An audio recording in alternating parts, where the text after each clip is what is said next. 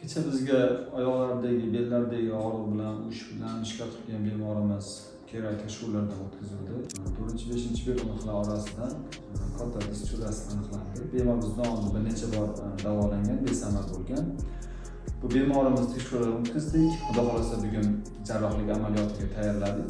Amaliyotni siz bilan birga ko'rishimiz mumkin. Shu yerda bir narsani aytib ketmoqchiman. Ko'p bemorlarimiz ignada shprisda grijamni tortib olib tashladi, davolatdim, massaj qildirdim, oyog'imni osdi deydi.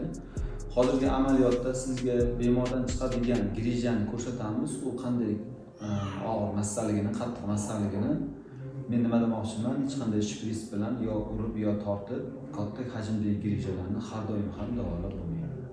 Jarayonni birgalikda kuzatamiz.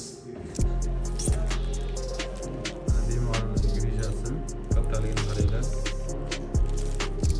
Katta grija 3 bo'lak bo'lib chiqdi. Mana.